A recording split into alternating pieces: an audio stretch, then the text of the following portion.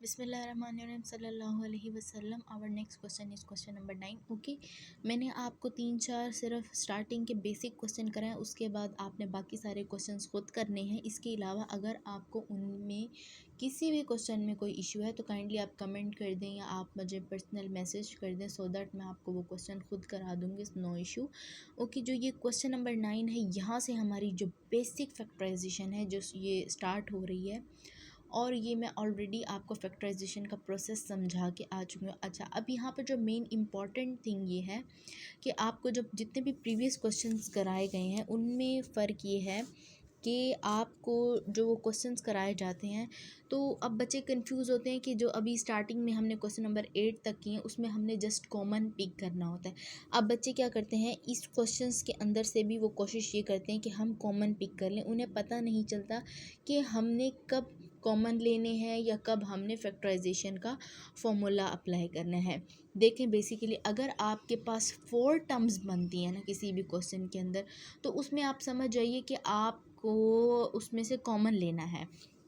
But अगर ये इस तरह की 3 टर्म्स बनती हैं, सो आपने ये कोशिश करनी है कि आप इसकी फैक्टराइजेशन करें। और फैक्टराइजेशन का प्रोसेस मैं समझा चुकी हूँ कि लास्ट टर्म को फर्स्ट टर्म के साथ आपने मल्टीप्लाई करना है, और आप जब मल्टीप्लाई करेंगे सो आप ये देखेंगे कि आंसर हमारा क्या आता है।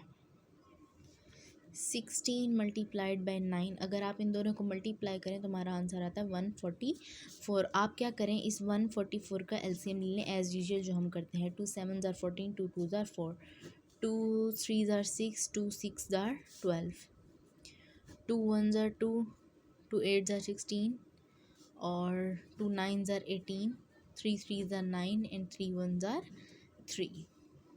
ये बन गई आपकी फैक्टराइजेशन के पेयर्स। अब आपने इन्हीं पेयर्स को यूज़ करना है कि जब आप उनको मल्टीप्लाई करें तो हमारे पास बने 144 ए स्क्वायर एक्स स्क्वायर ए स्क्वायर, ठीक है, ये बनना चाहिए। और उन्हीं को हम इस तरीके से ऐड या सब्ट्रैक्ट करें तो हमारा आंसर -24 एक्स ए बनना चाहिए। सो अगर मैं इसको करूँ, 2 2 = 4, 4 2 = 8, 8 आ जाएगा, और इसको मैं अलग से करूँ 8 आ गया, और 3 3 = 9, 9 2 = 18, ठीक है। अगर 18 और 8 को मैं प्लस करती हूँ तो मेरा आंसर क्या आता है, 18 + 8, तो मैं करती हूँ, मेरा आंसर आता है 26। यानी मुझे तो 24 चाहिए, इसका मतलब है ये पेयरिंग नहीं बन सकती। मैं इसको नेक्स्ट ट्राई करती हूँ कि कौन सी बनते हैं पेयर्स।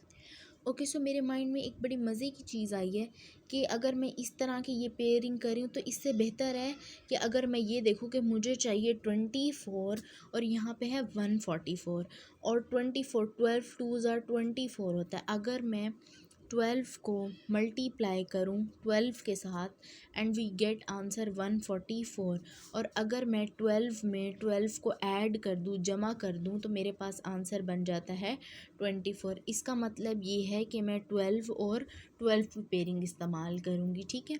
और आपको पता होना चाहिए जो 144 है वो 12 का स्क्वायर है। तो इस तरह भी आप इजीली अपनी फैक्टराइजेशन के पेयर बना सकते हैं। सो मेरा क्या आया, 12 एंड 12। तो इसको कैसे सॉल्व करेंगे, अगर मैं लिखूँ 12xa और 12xa, तो अगर आप, ये मैं कैलकुलेटर पे करती हूँ, अगर आप 12 × 12 करें सो यू गेट 144, और अगर आप 12 में ऐड कर दें 12 को एंड यू गेट 24, जो कि हमें ये मिड टर्म चाहिए है। लेकिन अगर आप यहाँ पर थोड़ा सा गौर कीजिए कि हमें प्लस का तो 144 चाहिए है, लेकिन हमें माइनस का 24x चाहिए। सो मैं इसके साथ भी माइनस लगा देती हूँ, इसके साथ भी माइनस लगा देती हूँ, ठीक है। अगर मैं मल्टीप्लाई करूँगी -12 मल्टीप्लाइड बाय -12, तो आप देखेंगे कि मेरे पास जमा का आया है 144, 4, और अगर आप ऐड करेंगे -12 एंड -12 तो आपका आंसर आएगा -24। तो इसका मतलब है मेरी पेयरिंग बन गई है। अब आपको पता है कि हम फर्स्ट टर्म भी एज इट इज़ लिखते हैं और लास्ट टर्म भी हम एज इट इज़ लिखते हैं। दरमियान में जो हमारा आंसर आता है वो हम लिखते हैं 12xa -12xa।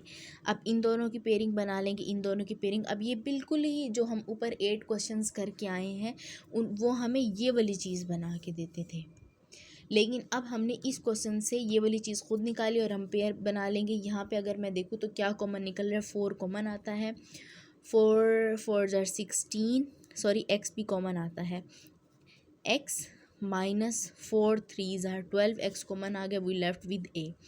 माइनस अगर मैं यहाँ से देखूँ तो 3a कॉमन आता है, 3×4=12, एक्स बाहर माइनस अंदर साइन चेंज हो जाएगा, 3×3=9, एक ए बाहर है और एक अंदर। आप ये देखें 4x - 3a, 4x - 3a दोनों टर्म्स में है, 4x - 3a कॉमन ले लेंगे और यहाँ वाला आ गया हमारे पास 4x - 3a, और ये हमारी फैक्टराइजेशन होगी। बल्कि आप इसको लास्ट में 4x - 3a ये भी सेम है, ये भी सेम है, तो आप इसको लिख दें होल का स्क्वायर की ये टर्म्स हमारे पास 2 times. And this is your answer of question number 9 of exercise 1.2 chapter 2।